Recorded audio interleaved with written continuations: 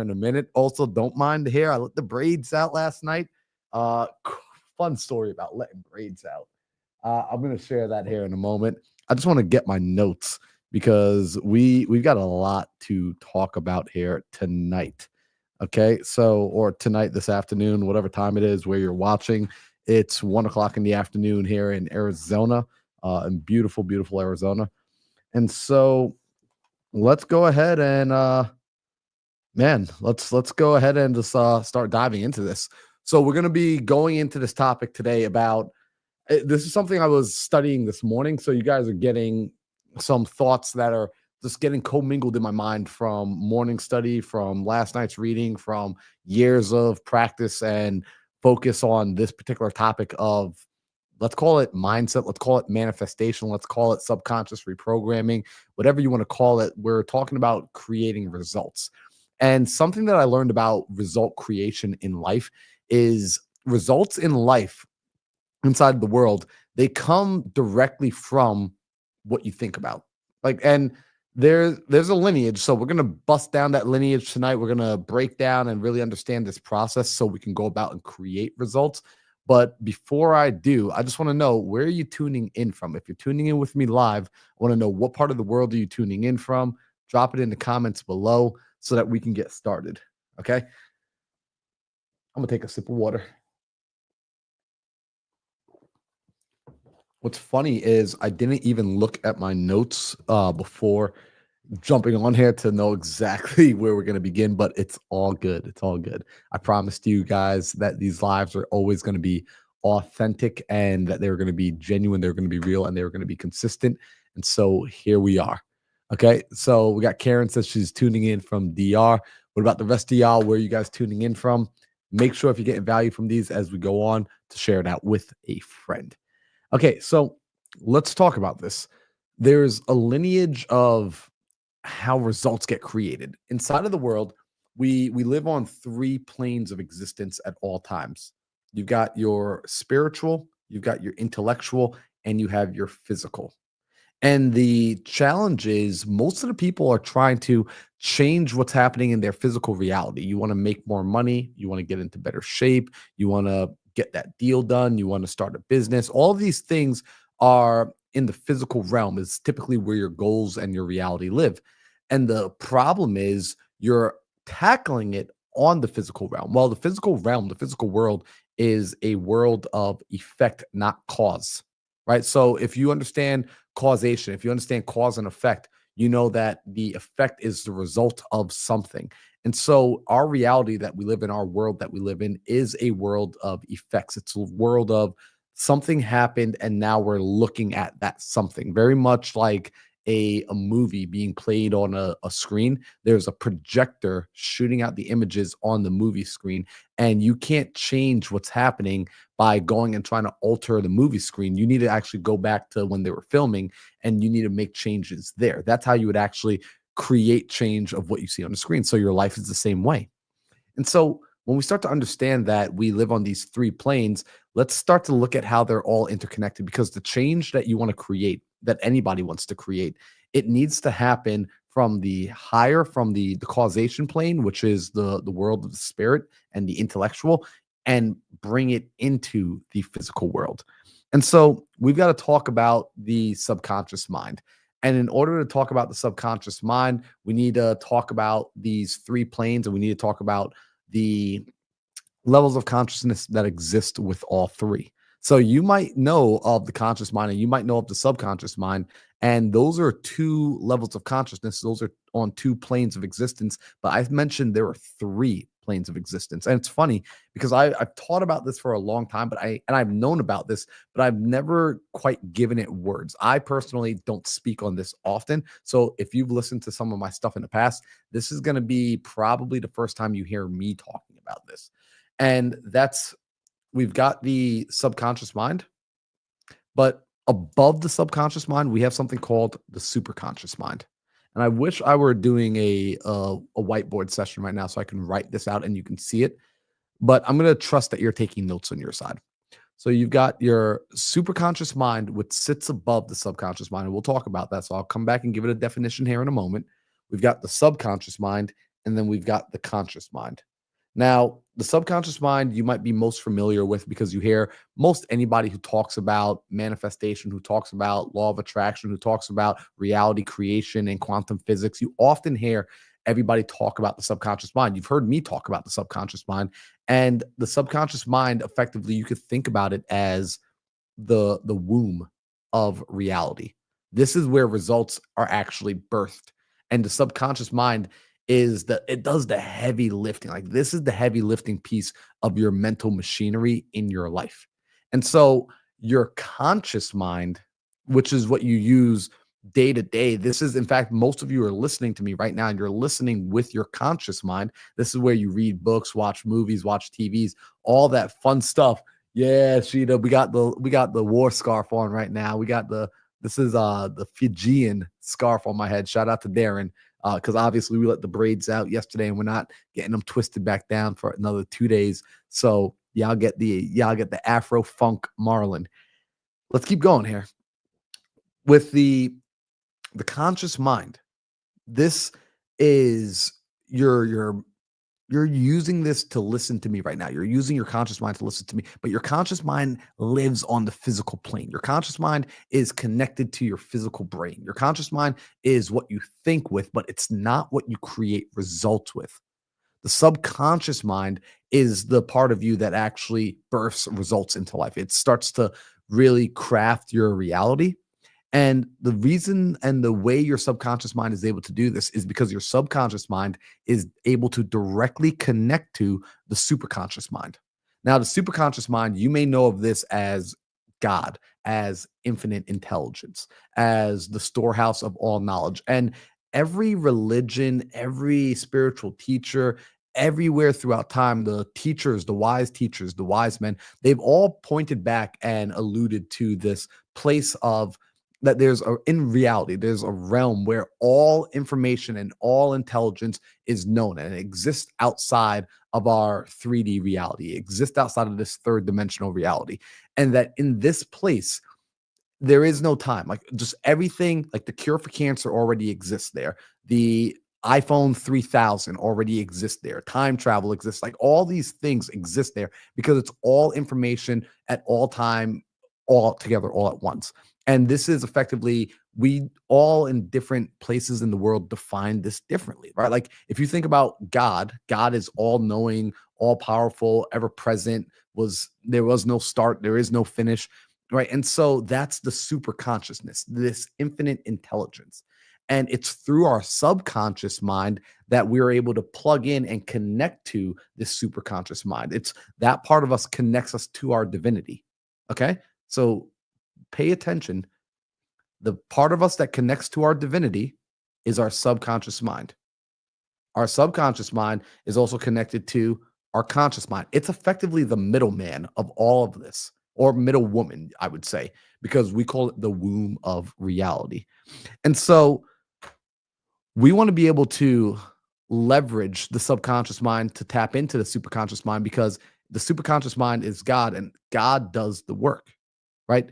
Infinite intelligence, the all, if you've ever read the Kabbalion, right? And what's so interesting is the reason we want to tap into there is because that God power, that conscious, that super consciousness, it's unlimited in its potential. It's unlimited in its capacity. It's unlimited in all that it can do. And it's funny that I'm talking about this today while I'm wearing this headband. Like I feel like I'm one of like the like if you guys ever watch and you see like those African shamans, and so I know we're getting into some deep waters here, but follow with me because we're just beginning to open up your thoughts to this topic, and hopefully you will dig deeper on your own and go and find out for yourself. And so there's, if you guys have ever read scripture, there's scripture that says with God all things are possible, and effectively that scripture was alluding to this super conscious. Like it's with God all things are possible, with man everything is not possible. Like I cannot do everything, but God can do anything.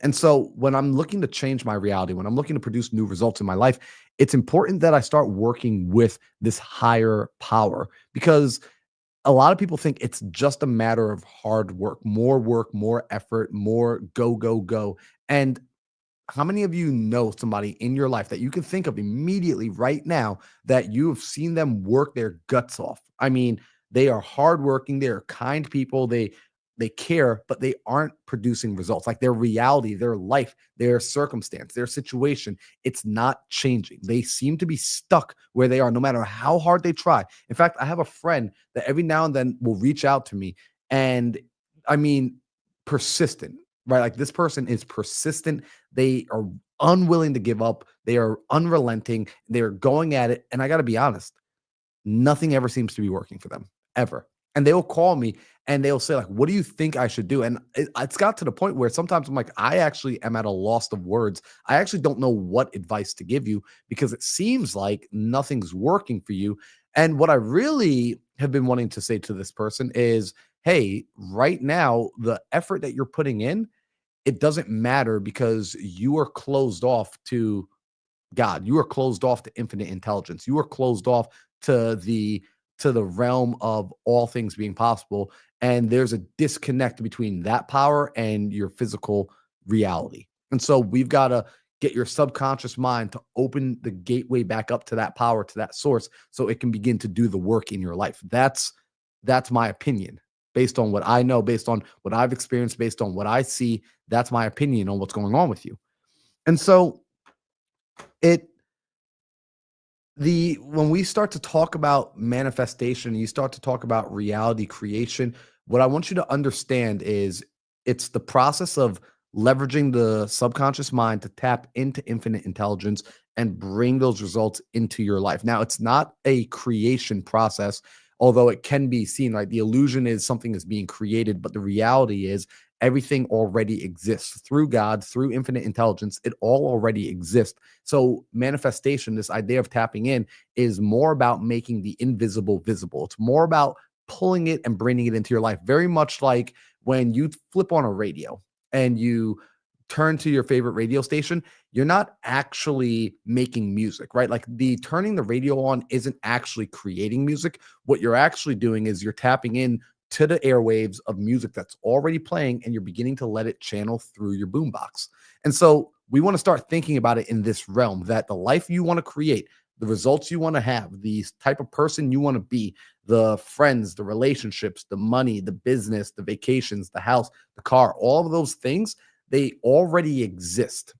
I want you to first acknowledge that simple truth that it already exists. The version of you that you're looking to become already exist. It's now just a matter of flipping the switch on and deciding to live on that station, turning your radio over to that station. The same way I would say if I flip to 92.7, it's already playing classical music. So if I want to listen to classical music, I just got to turn myself onto that frequency. Cool. So this idea, this concept of manifestation is really about making the invisible visible, bringing what already exists into the physical plane, onto the physical reality. I like it. What's up, Deborah? Good to see you here. All right. And what's up, Pansy? Nice to see you here. All right, let's keep going. So if you understand the lineage, we got at the top the superconscious, which is unlimited. This is unlimited potential. This is that infinite intelligence. This is that God energy. You've got the subconscious, which is it has the capability of tapping into the superconscious. And then you have the conscious. This is where your ego lives. And so your ego, it actually stands for something. How many of you know what ego stands for? It stands for edging God out. I want you to write that down. That's the bar right there. Ego stands for edging God out. Your ego is not your amigo. And so before anything can ever exist in the physical reality, it first must exist in the mental reality. You first need to create it in thought. It already exists inside of infinite intelligence. It's now a matter of getting it to exist inside of your subconscious mind. And the way we start to get things into the subconscious mind is we've got to impress the subconscious mind. We got to impregnate the subconscious mind. See, the conscious mind does have the capacity and the ability to, if done correctly, impress the subconscious mind so that the subconscious mind, you can think about it like this. I heard this fun analogy of it.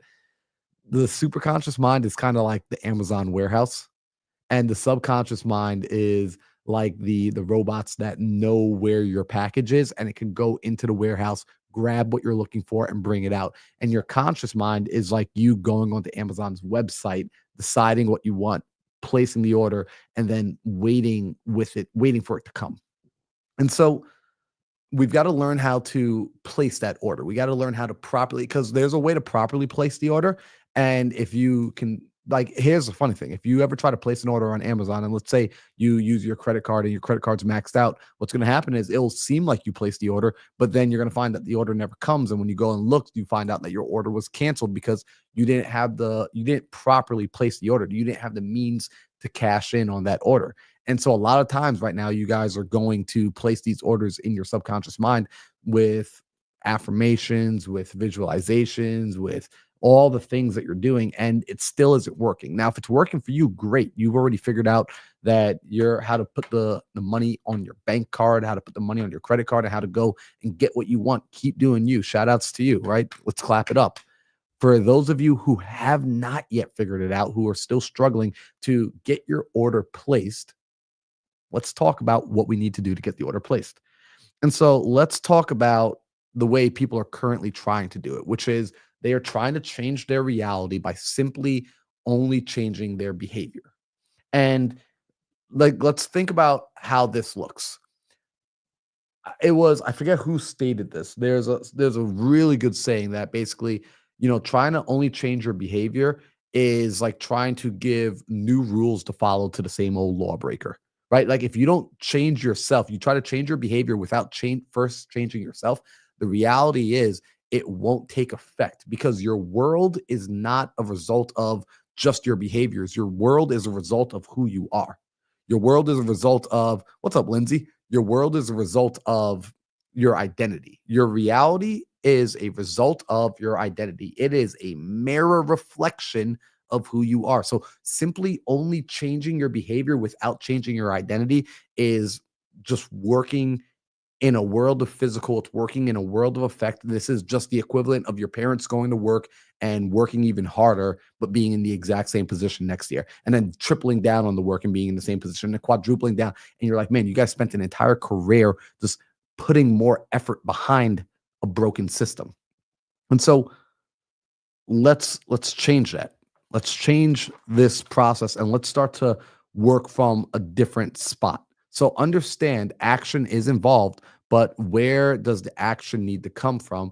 So all action, it comes from a place. It comes from a place of internal compelling, right? Like you take action because you feel compelled internally to do something. That's why we take action. I'm internally compelled to go and talk to that girl. I'm internally compelled to go flip on the TV. I'm internally compelled to go cook some food. So there's an internal compelling that makes you go and take action. Well, where do internal compellings come from? They come from intuition. Intuition creates this internal compelling that then triggers you into taking action. And I learned this through study. Intuition it's a combination of two words. You have in and you have tuition. And in speaks of the inner, right? So in is the inner world, and tuition is teaching, it's guidance, right? So like your inner teaching, your inner guidance. So your inner guidance creates this inner compelling, and with that inner compelling, you take action on it. Well, what is causing your intuition? Your intuition is caused by your frequency, right? So it's like, I love it. Lindsay said, I'm feeling the vibe today, right? I'm feeling your vibe, right? So it's like my vibe, my frequency, my vibration. See, I know if you've been listening to me for some time, we've spoken about vibration. And what's cool is I love that it's a few of us on this conversation right now. Like these are things that it's so interesting. You look at people who have shifted and changed the world, and they know this stuff at the highest level. I mean, when you read the journals of Andrew Carnegie, when you go into the journals of Albert Einstein, when you look into the journals of Thomas Edison and all these people who have shifted the world, they understood, at some point in their lives and careers tapped in to this understanding that, oh my gosh, my vibration, my frequency, how I vibrate internally, my inner world actually creates my outer world, my external world. In fact, it was Nikola Tesla who said, if you want to understand the universe, think in terms of frequency and vibration. Said if you start to think in terms of frequency and vibration, the universe will open up to you. And so your frequency causes your intuition. Your intuition creates inner compelling. Your inner compelling to do creates action. And then, of course, your actions will then go out and create reality. But we want to go and take change. We want to go and change the biggest domino that's going to, when knocked over, cause everything else to change. So when most people are just working on just their action, you're already too far down the lineage. You're already too far down the road. You've already, like, you're working on effects now instead of causes. We want to go and work on the cause. This is the difference between, if you got a sick tree, you don't want to treat the leaves. You want to go and treat the roots. You take care of the roots. You take care of what's happening at the soil level. And then the tree, the leaves, the branches, the fruits, those are going to be healthier. And so we work on the level of frequency. Now, what's interesting is I was doing some study, and it said this today when I was studying. Said that there's only one mind, right? Like, you have a mind, I have a mind, but the reality is there's only one mind. Like, there's this big cosmic universal mind. And at some level, you know this to be true.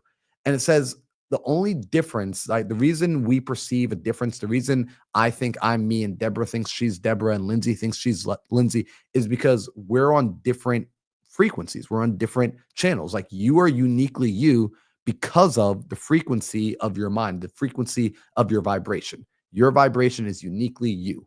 My vibration is uniquely me. And that's the illusion we live in. But at the end of the day, it's one big mind. There's a interconnectedness that we all have with one another.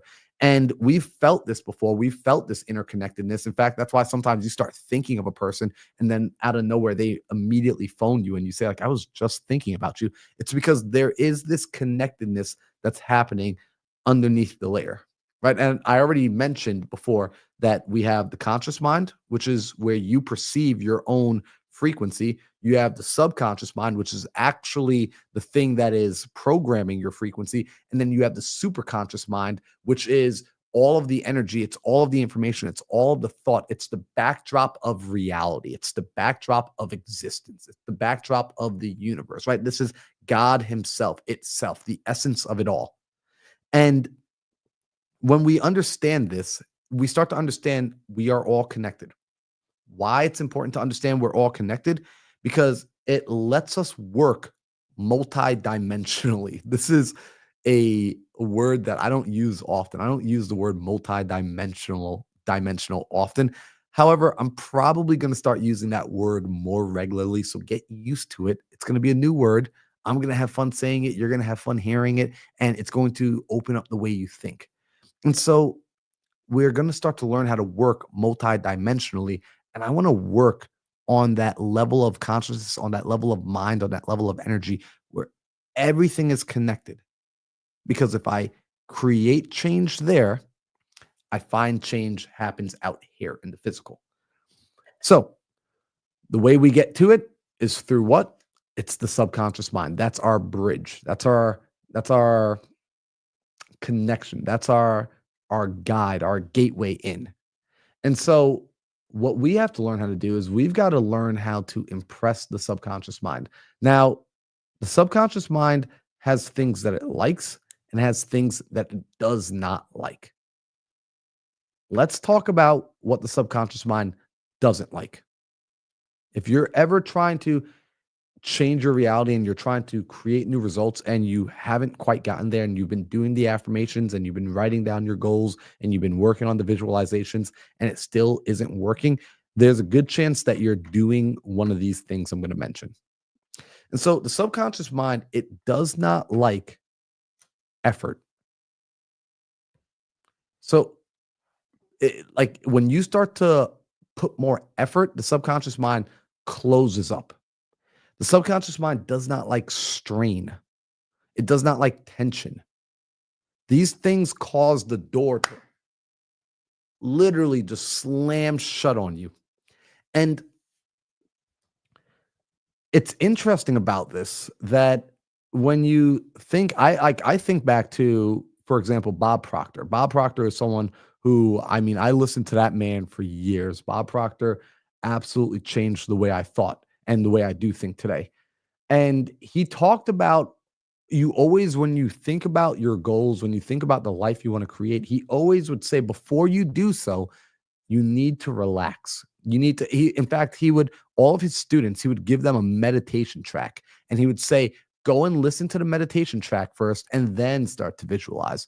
Go and listen to the meditation track and then say your affirmations. So he would always look to get a person relaxed because so many people come at their life change with stress, with effort, with tension, with trying too hard.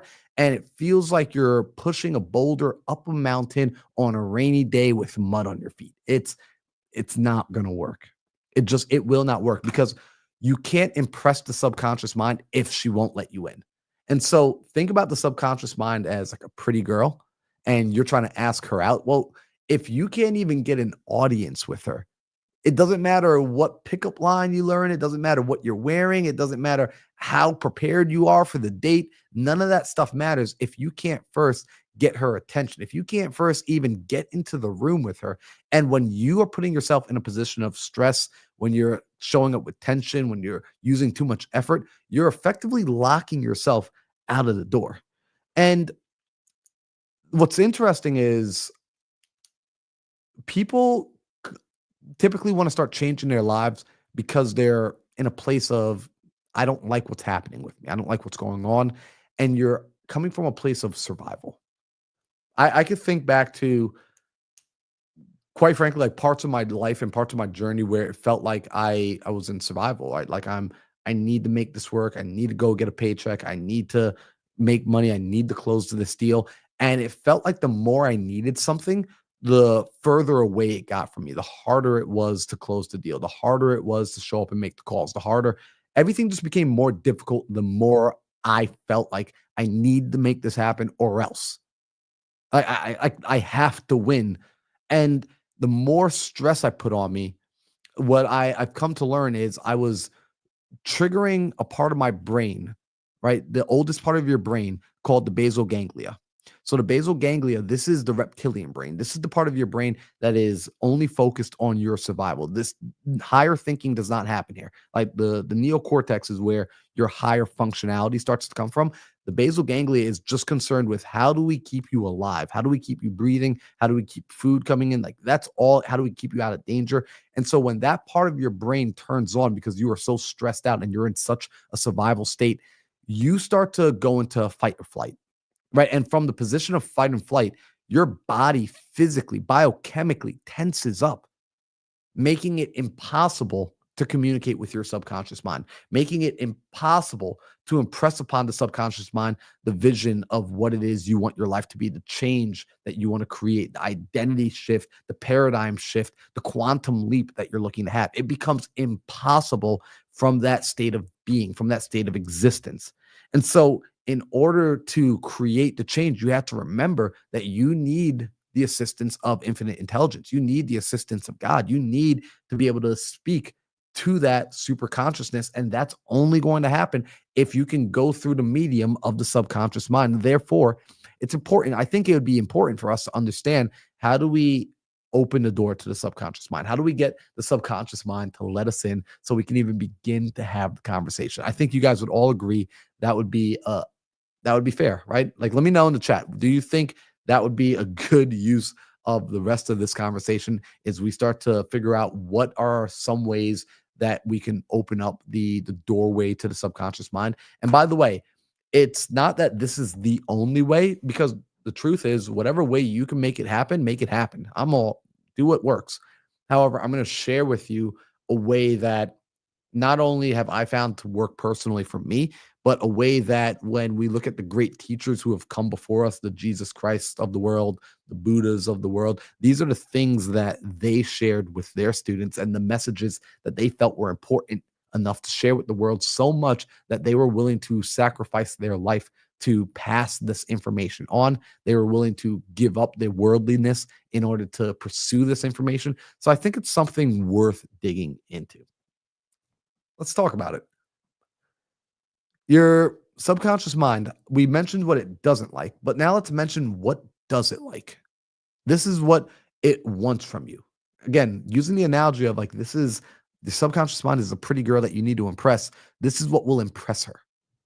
One, she'll be impressed when you show up relaxed, right? So Bob Proctor, he was on to something when he was saying how important it is for you to be in a state of relaxation, to actually have a calm coolness about you, a calm coolness about what you're doing, regardless of circumstance. Guys, this is something I had to tap into and learn personally when it came to making sales calls, when it came to even things like this, getting on YouTube and starting to make videos. When I first started off with a camera in my face, I was nervous. I was scared. It was difficult. And I started to care so much about the results, the finished product, more than the process and doing what it is I wanted to do and enjoying it, that I was finding it difficult to relax. Because I was finding it difficult to relax, I wasn't quite getting the results that I wanted. The more I started to relax, the more I started to get better results. And also, the more I started to enjoy it, the less effort it felt. And so, the goal here to open up your subconscious mind to you is to start to come from a place of relaxation. Actually, when you do this, what's interesting is we mentioned that when you're in a place of stress, what happens to the brain? We said that the basal ganglia is activated. You go into a state of uh, fight or flight, and then your body gets tense. Well, when you relax, what actually happens is the brain is electrical, right? So your mind is electrical. It's sending electrical currents all throughout, and in a state of relaxation, the electrical currents start to change. New parts of the brain are activated. New frequencies are activated, and you get into states known as theta wave, right? So you start to produce theta waves and you start to produce alpha waves. So your brain waves are producing theta and alpha frequencies. And these theta and alpha frequencies, these are frequencies that are associated with deep meditation. Deep meditation. So when it's funny because the FBI actually looked at, not the FBI, I'm sorry, the CIA looked into this in the 70s. They were studying things like ESP to see if there's extrasensory perception, to see if people had like powers like telekinesis and these sort of things. And I'm not going to go down that rabbit hole today, but effectively they did. Like there's really interesting articles. I sat down, I read through this, and the CIA discovered through what they called hemisync, where they would effectively, some of you know this as binaural beats, that they found that when they played one frequency in one air and another frequency in another air. Yep, Donovan knows it, the Gateway Projects. They played one frequency in one air, the other frequency in the other air, that the brain matched up those frequencies, created a new frequency, and then the left and right hemispheres of the brain started to communicate to each other. And when they put the brain under scans and they looked at what does this resemble, we've seen this before, they recognized that the brain was resembling a brain of an individual who was an expert meditator, or like a monk effectively, who had practiced transcendental meditation for at least a decade. So they found that when the brain went into this state where it's producing these frequencies, it was the same as a person who had been able to practice meditation and become a master of it over a decade of learning. I said, like, wow, this is amazing. And so recognize that the subconscious mind responds to brains in these states of theta and alpha because these are deeply meditative states. And in these deeply meditative states, what happens when a monk or a person goes into a state of deep meditation? What's up, MJ? Good to see you here. When a person goes into a state of deep meditation, their they start to shed the ego. They start to have what's known as an ego death, right? And remember, I already defined ego earlier, right? I gave you the acronym of the ego is when we edge God out. So ego isn't just, we've come to associate the term ego more with vanity. Like that person's egotistical. That person is all about themselves. That person is self-centered. And more ego is really more about just being so deeply rooted into your physical vessel, your physical body, your physical, your like being here in this world. That's more about your ego. This is why it even says in scripture, be not of this world, but be transformed by the renewing of your mind. Right? Like they're telling you to get out of this world. Right? If you want to see that transformation, you want to start to tap into something drastically different. And so when you go into these deep states of meditation, right, you start to go into these alpha brain waves, you start to go into these theta brain waves, you start to get yourself into this deep relaxation, this deep meditative state. You remove the ego. And when the ego starts to get removed, what is left? Right? When you remove the ego from the situation, you start to make room for that higher consciousness. You start to make room for God. And I think back about, there's all these funny little cliches that we hear growing up, let go and let God, right? Like let go and let God. What's that saying? It's literally telling you, hey, drop the ego. You can't do it on your own. And if you get yourself out of the way, it's literally saying, get out of your own way. How many of us could use that advice? Get out of your own way. I know I need to get out of my own way like a lot, right? Like when things aren't working, typically it's because I'm trying to make it work. When things do work, it's typically because I allow it to work. I let it happen versus making it happen. I don't think I make anything happen, quite frankly. But what I do is I allow things to happen to and through me. And that is so powerful if you really can wrap your head around that. And if you can't wrap your head around that, it's okay. We'll be back tomorrow. We'll talk about this some more in the future. No worries about that. We'll keep hitting on this topic until it clicks. I get it because it takes time for it to click. And so we want to remember that. Like, and I want to pull this up. Donovan here says, Don, I'm going to zoom in so I can actually read that. Here we go. Says, do we make room for God or do we decrease the ego and increase God? Boom. So that right there is, it's like the way I like to put it. I heard this really good saying, and you guys might know this from business, right? There's a book called Traction that talks about having the right people in the right seats.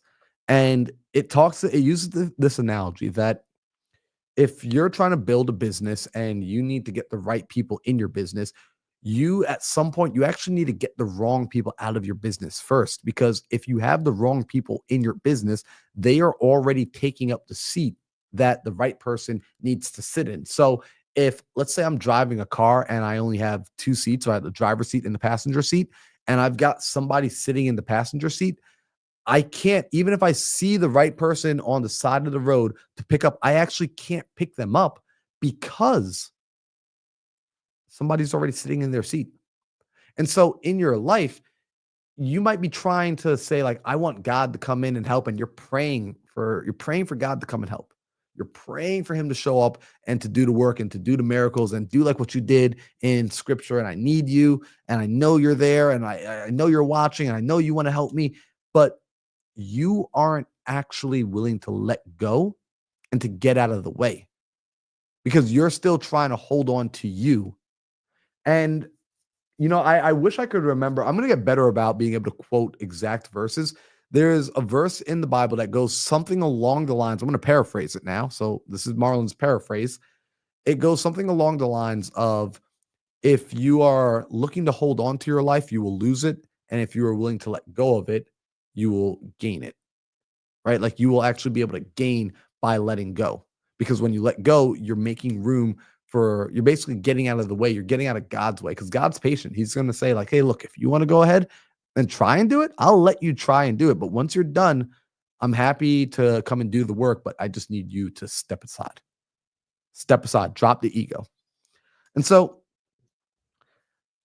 the subconscious mind likes when you're able to come to it from a relaxed position, when you can get yourself to that place of relaxation. You can get yourself into those theta and alpha brainwave states. You can start to shed the ego and you can allow God to come in. Powerful. I love it. Invest with Imani. Yo, Imani, come on over to the YouTube channel. Imani on my Instagram said Matthew chapter 10, verse 39 is the verse we're talking about. And so relaxation is one, and then having conviction. The subconscious mind likes when you have conviction. And I always talked about this as faith, right? Like it's like, do you have true faith? The life that you want to create, the reality. Like, do you first off, do you trust, right? If you have true faith, if I trust, for example, that God's here to help me,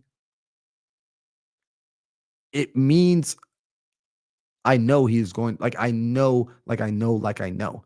See, there are certain things that I know, and it's through study, it's through life experience, it's through belief that I know that this reality is a thought reality, that we live in a thought world, and that in order to really create change, I've got to work on changing internally, not just externally. That the external change I want to create is first a product of my inner change. I am, you cannot convince me otherwise. You can try, but you will not succeed in convincing me that no, no, no, you just have to change the external and everything else will change. You need to change the internal world in order to change the external world. The external world is it's a mere reflection of what's happening inside of us. And so the subconscious mind wants to see that when a person comes to it, when you do finally gain that audience, and even in order to be able to gain that audience, you're relaxed and then you have that conviction, you have confidence. And again, if I'm using the analogy of the subconscious mind being a girl, she wants to see if this is the prettiest girl that everybody wants to take to prom, everybody wants to take out on a date. She doesn't want the person who's showing up to her stressed, tense, right? Looking for her to solve all their problems. No, she's looking for the person, the individual that's going to show up with a relaxed state that is confident in their belief, that's strong in their stance. And also, check this out. She's going to look to see, do you need me? Like, are you so dependent on, like, you are not okay if I say no to you? Right? Like, because nobody wants the person that's overly needy. So there's a level of detachment from the result. There's a level of detachment from if you're able to come, like let me put it this way. When I was doing real estate wholesaling and I'm making cold calls in the very beginning, I mentioned this. I was so desperate to get deals that I had what we refer to in business as commission breath. And people were able to feel it from me that like it almost felt like I needed the deal to happen more than they needed it to happen, because the reality was I had bills to pay. And so I did need it to happen more than they needed it to happen. But when I started to get myself emotionally to the place where I was fine if they do and fine if they don't, and I was genuinely okay. I had to become okay with walking away from the opportunities. I had to be okay with the deal not working out. I had to be okay with the property not going under contract. I had to be okay with not making any money. And when I started to become okay with that in my pursuit, that's when I started to find that the conversation started to go more in my favor. Because I now, although I was connected, I wasn't attached. I was connected to the opportunity. I was connected to the deal. So you need to be connected to your reality, but not so attached that you are now coming off as needy. There's a difference, right? Like I like to say that I have the ability to be the most connected, but least attached. I know how to be detached from the situation. And this can be scary sometimes because people are like, man, like you get over things pretty quickly. I do, because I'm connected, but I'm not attached. Right? Like if you're attached to the ship, when the ship goes down, you go down with it. But when you're connected to the ship, you can disconnect. If the ship starts going down, you can get off onto the lifeboat. You can get off onto the life raft. You don't have to ride that thing to the bottom of the ocean. And so when you have that about you, there's a confidence about you. There's a sense of security. There's a sense of calm. And you're able to now show up and you've impressed the subconscious mind. You've gained an audience with the subconscious mind so that now you can begin to share with your subconscious mind, okay, subconscious mind, this is the reality I want. So now let's talk about this. So hopefully you guys are following me, right? Like if I'm going to sum up everything that I just spent 40 minutes talking about with a simple understanding that in order to be able to create the reality you want, you need to be able to communicate with your subconscious mind so that your subconscious mind can communicate with the superconscious mind and God can do the work. Okay? I know I spent 40 minutes to say that. Now, you've got your audience with your subconscious mind, but how do you actually effectively give the subconscious mind an order? How do you place the order with the subconscious mind so that it can bring it to the superconscious mind, so that it can bring it to God and it can birth, right? Because that's what it does. It births your idea, it births the reality for you. Well, Neville Goddard talked about this, right? The subconscious mind, there's one emotion that the subconscious mind understands above all, right? Like the subconscious mind, like you can, just you could try and just like keep repeating, repeating, repeating. And I do believe that with repetition, because I've seen it happen for myself, where if I've repeated something enough, like I learned if you repeat a lie, even a lie, right? If you repeat it long enough, eventually you'll come to believe it. And the subconscious mind will make true anything that it believes, anything that is given. Like if you can get it in there, it will eventually believe it. However, that approach is the long way. And I found that there is a shorter way to impress your subconscious mind for the sake of changing results. And that's this. I learned this from Neville Goddard and I learned this from Bob Proctor, which is you want to get emotionally attached to your ideas. Get emotionally attached to your ideas. See, when I one of my favorite things to ask people, and I sometimes think people get bothered by me asking, but who cares, right? Like you don't have to answer it, but it's still I still want to know the answer. I like to ask people, what are your goals? Like what do you want to accomplish? What do you want? Like 2025 is rolling in, and a big question I've been asking everybody is, hey, what's the one thing that you want to accomplish in 2025 that by doing you will make all of your other goals easier or unnecessary? It's my favorite question to ask people right now. And sometimes I get people that will say to me, hey, I want to make $1 million, or I want to buy 14 houses, or I want to buy a hotel, or all these different answers. And I'm like, cool. The next thing I ask them is, why do you want those things?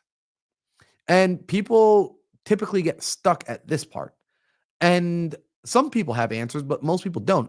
And the people who do sometimes have answers, what I find is their answers are purely logical, right? They'll say, well, if I do this, then it makes sense because I watched this video and the blueprint said to do this, and this will lead to this, and that will lead to that. And I'm like, yeah, but you don't really feel excited about that. It just your goal seems logical. And I once heard someone say that a man who has logical goals is going to raise skinny children, right? In other words, it's not going to happen. Like a person who has logical goals, you're very rarely ever going to achieve them because you're not going to be able to impress it upon the subconscious mind because the subconscious mind doesn't care for logic. It cares for emotion, emotional goals. And so the goal that you set for yourself, it's not important that it be logical. It's important that it be emotional to you. It's important that it carries a strong emotional charge. And this is interesting because emotion is energy in motion. Energy in motion creates your frequency. Frequency creates your reality. We went through this earlier. So if you missed that part, go back in like 20 minutes, go back 20 minutes in this video, and I broke that whole thing down. But emotion is energy in motion. Energy in motion creates your frequency. Your frequency creates your reality. A fascinating thing that I learned about listening to Dr. Joe Dispenza is that the body, you have the brain, you have two major organs in the body, the brain and the heart. And it's now seen, scientists have been able to actually study the brain so much so, and they discovered that thoughts are in fact things. Thoughts create a physical reality. Thoughts actually can be read on a machine. They have machines sensitive enough that when you're thinking, it can pick up the change of your thoughts. So they are now able to, the same way you can pull out a thermometer and read the change in temperature, they have machines that can see the change in thoughts, which is measuring something physical, it's measuring material, right? Like there's matter in the universe that is shifted and moved around as a result of you thinking that can now be measured. Awesome. Well, your brain, it's also creating these electrical magnetic fields. And the size of the brain's electromagnetic field is it's I forget the exact length of it. It wasn't very large, but they found that the brain creates an electromagnetic field and the heart creates an electromagnetic field. And what's interesting is they found that the heart, the size of the electromagnetic field coming off of your heart is 60 to 100 times. So 60 to 100x the size of the electromagnetic field of the brain. Crazy. So your heart is creating a larger electromagnetic field. It's creating a larger effect around your body. And what did we just say? That logical thoughts aren't as powerful as emotional thoughts. Your brain is producing logic, the heart producing emotion. What's also interesting, I discovered when I was looking into this, that the heart, when a newborn baby is born, the heart is the organ that's formed first. The heart forms before the brain, right? Like, and you would think it would be the other way around, right? Because the brain is the thing that's there to protect the heart and to do all like the brain. People think the brain is the most important organ, but it's the heart. The heart, like now, they're both important. You obviously you want both.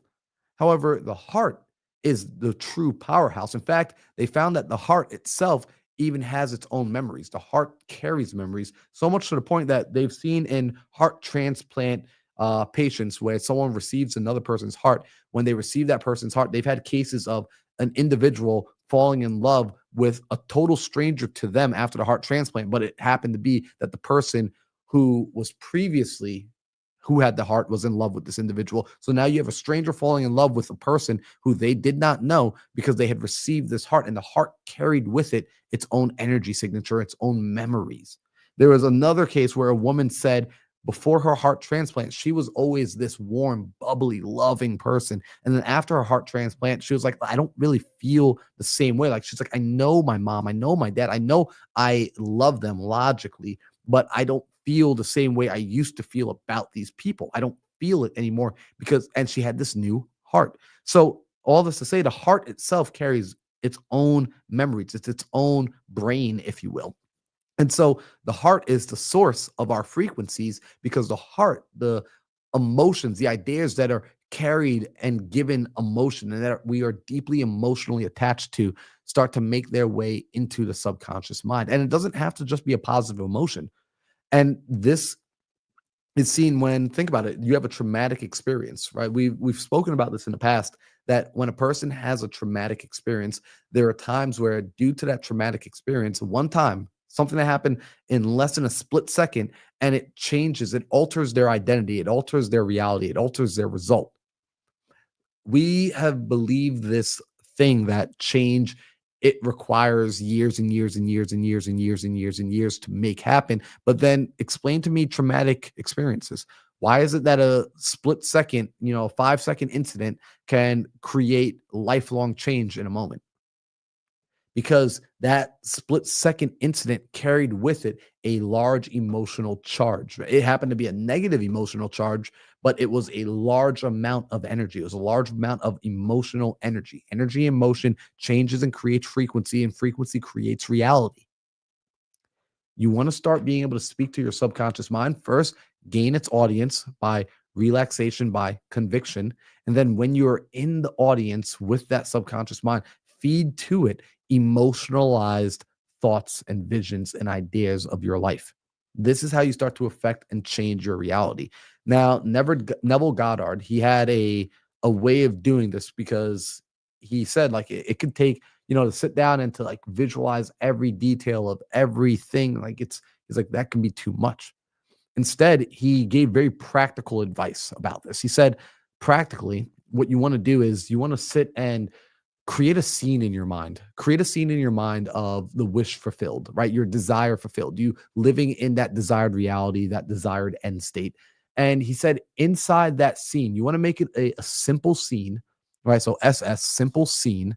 This isn't complicated, right? Like you're not going to see a parade for your accomplishments and balloons and the article on the paper in 2028 and all that stuff. If you want to, if you can do that, by all means. However, I want to give you a simple practice, which is create a simple scene. And in that simple scene, Neville suggests that you see yourself being congratulated by somebody who you love, who's very close to you, and you feel what it would feel like. You feel that reality of them congratulating you in a way that you know they would congratulate you, in a way that would be normal to you. And then you see yourself responding in a way that is how you would actually respond if that were the case. And so sometimes when people start thinking about visualization, they start to think more from the standpoint of, I've got to get overly emotional. I've got to be ecstatic. I got to be on cloud nine. I need to be in this like hyper happy state. And if that's who you are, if that's your personality type, by all means, go ahead and do that. However, I'm personally not really like that day to day. If anyone's ever spent a long period of time with me, or if you know Caroline, like she lives with me, she'll tell you I consider myself to be pretty boring. I'm a pretty low key dude. I like to sit and read. Like my idea of a good Friday night is I want to go to a Barnes and Noble and maybe get a protein shake afterwards and go home and go to bed by 9 o'clock. Like that's an ideal Friday. Like I'm not in the club getting turned up and I'm not that dude. I'm not that person.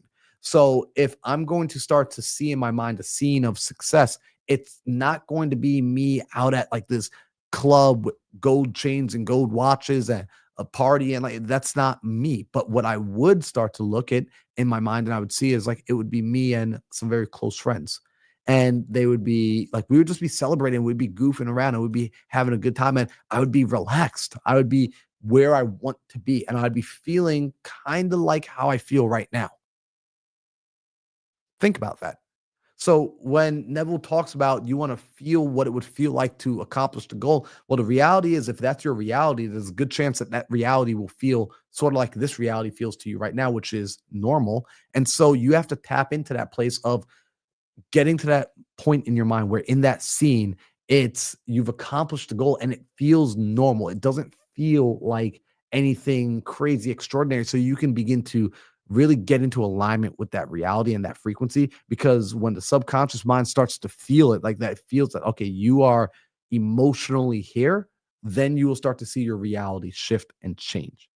And so internally, you want to create that feeling with a level of intensity and with it being vivid. And when I say vivid, I'm talking seeing it through first person, right? POV. You want to see it from your own point of view, the same way you look down and you see your hands right now. And Neville gave this one more suggestion. He said, inside of it, right? Like when you see that person who's congratulating you, who's close to you, imagine embracing them. Maybe they're giving you a hug, right? They're shaking your hand, they're giving you a kiss, right? See that person and feel that person and really just allow yourself to experience your desired reality to create that emotional charge. The more emotion you can feel with it, and it's not just purely a physical, a visual thing. It is a experiential thing. The more you can experience that with emotional charge, the more your subconscious mind will take that to super consciousness and it will birth it for you. The more energy you can bring to it, the faster you will see that result produced in your life. So, guys, this was a fun conversation today. I hope you guys were enjoying day 18, diving into the subconscious mind. And then I love this. Don Rich says, Thy kingdom come, thy will be done on earth externally, as in heaven internally, right? Like this, again, it's this idea that scripture, guys, scripture, everything I'm saying, hopefully you can see the correlation between scripture and what I've been talking about. You can see that like Jesus came and Jesus taught you this. The wise teachers of the past taught you this. So I'm hoping you guys got some value from this. Let me know in the comments below what your takeaways were, what you want to see us talk about next. I'm going to keep sharing these things. I'm going to keep studying. I'm going to keep finding information and bringing it back to you guys. So if there's any time you have questions, I'm going to do my best to always make things easier. And I'm looking at the whiteboard I have over here in the room. One of my goals with these lives while I'm doing them is going to be to start to do some whiteboard sessions. There's a YouTuber who I really have come to enjoy watching. Shout out to Donovan for sharing him with me. And he does these really sick whiteboard sessions where it makes it easier because he's able to, as he's explaining things, he's putting it on the board. I can visualize it. I can hear him. I could take my own notes on my side. Something I should have said to y'all in the beginning, make sure you're taking notes. I'll be better in the future about slowing down, not speaking as quickly. I know you can always come back and rewatch it. I'm going to do a better job, Matt, about slowing down and giving you the opportunity to take notes and reminding you at the beginning of these videos. That's something I got to do. So you guys, if you can, remind me to remind you to take notes. So that way you can hold on to the information and also you can share the information back. So what I would love to do is guys, after I end this live, do me a favor, leave a comment on this video with your notes. Comment your biggest takeaways, comment what you learned, comment how you're going to apply it, what paradigm shift, what perspective. And if you disagree with me on anything, comment that too, right? Like if you disagree, I want to know so that I have the ability to get better. I am only a man. I am limited in my capacity. I'm limited in my knowledge. And so it is absolutely possible for me to be wrong. And so if you found error in anything that I said, please reach out, let me know. On that note, guys, we'll be back here tomorrow for day 19. Love you guys.